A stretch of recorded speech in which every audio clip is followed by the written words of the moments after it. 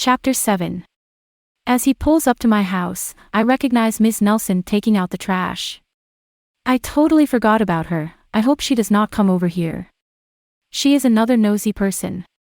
Camille and Ms. Nelson want to know what's going on with my life, but at least they're looking out for me. Camille is like my big sister while Ms. Nelson is like my second mom. I appreciate them, but they can be annoying sometimes. Despite that, I love that they both care for me like I'm part of their family. I make my way out of the car, and at the same time, Chris climbs out to retrieve my bike. I turn my back and find Ms. Nelson is coming towards us. I spoke too soon.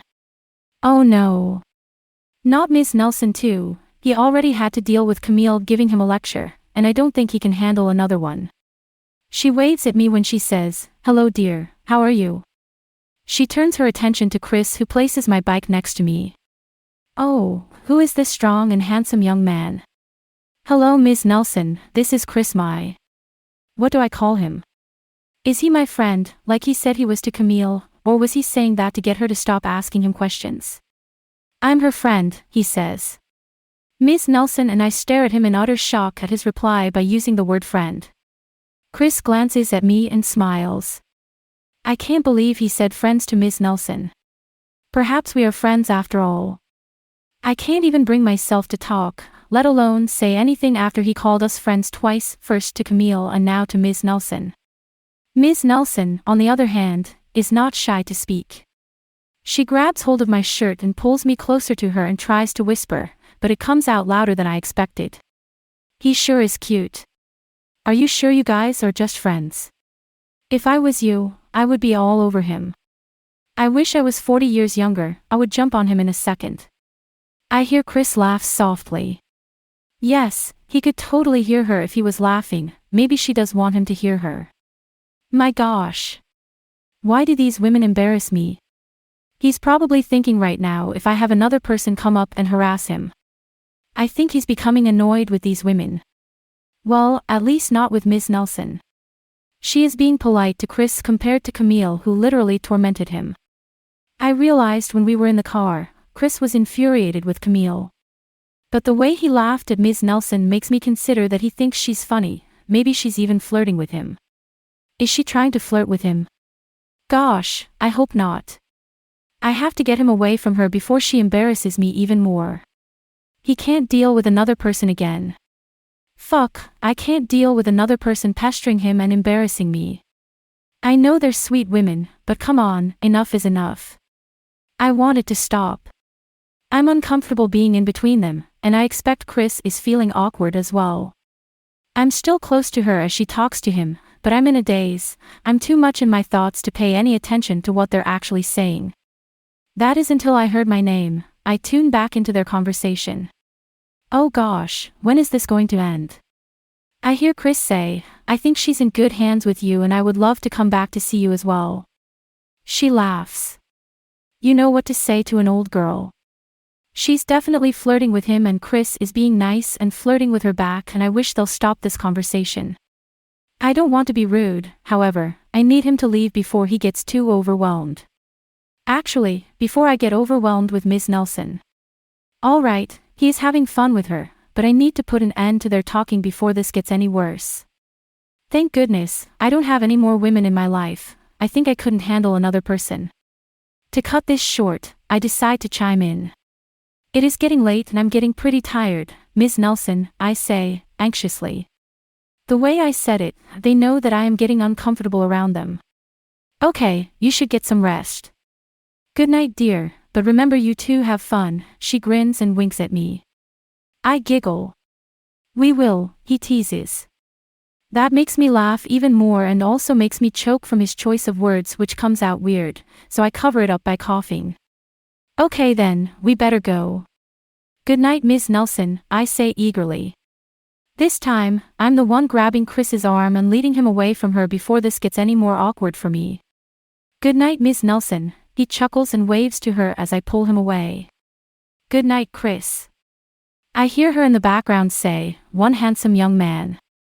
We both burst out laughing. I lead him to his car, and I eventually let go of his arm, so he can leave, but instead, he gazes at me with a smirk. What? I ask. Now, who is touching who? He teases. Shut up. I want to shove him in the car and make him leave, but he's probably stronger than me, so that won't work. He chuckles. Like you can blame her. Have you looked at me?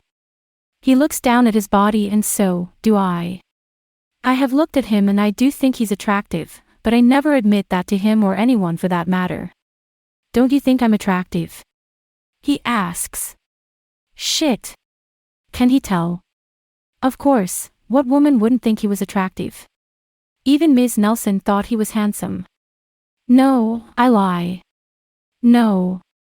He steps closer to me and begins to back me up to the car. What's happening? What is he doing? Then why has your breathing increased? His eyes turn to a dark blue. Holy shit. I gasp. It hasn't. You're just in my space, that's all. Don't flatter yourself, Chris, I say, and I'm trying to figure out a way to push him off me, but I can't seem to move. He backs up and leans in front of his car, putting his foot up next to the fender, and I let out a breath that I didn't realize I was holding. Well, that's good, you're not attracted to me, he says calmly. It is.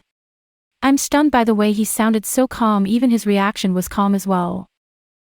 Yes, because I'm not attracted to you either, he utters as he crosses his arms. I know he was not attracted to me, but when he said it, it hurt me somehow. I did say it to him, but he didn't seem offended as I did. I try to remain as neutral as I possibly can. I give him my best fake smile and say, good, because we are just friends like you said we were. Yes, we are friends. As a friend, I'm going to take you to class and to work. He smirks. And you can't stop me because I know where you live now, and plus, I know where you work. How could he do that? Change the topic. His mood swings constantly are changing. This man is so frustrating. And doesn't he have other classes? I'm pretty sure he has different classes that start at different times than mine. He can't just have the same classes as me. That is very sweet of you, but do I have to put your bike back in my car, or are you going to stop being stubborn and cooperate with me? He asks, but more like he's threatening me. When are you going to stop interrupting me? I shout. When are you going to stop fighting with me? He says sarcastically. I'm not fighting with you. Yes, you are. You just did it now. He raises his voice. I ball my fist, taking a deep breath. I need to calm down before I start to actually fight. He thinks this is fighting with him. Wait until I really begin the real fight. I don't want to fight, so I concentrate on my breathing. Breathe in. Breathe out. May I use your bathroom? He asks. There he goes, changing the subject again. Why does he changes the subject when we're fighting? I'll admit that this is fighting, but if it gets worse between us or he does not want to argue with me, he changes the topic right away. I think he doesn't like conflict. I don't like conflict either, but it's his way or the highway, and I don't agree with that. No one bosses me around. He waves his hand in front of my face just to be a jerk. Hello. Earth to Sushiana. I swat his hand. Sorry, but I really have to piss, unless you want me to pee outside in your yard, you have here. He chuckles, and I hope is only teasing. No, come inside. I tilt my head to the side where my house is located. I guide him inside my home and flick on the lights.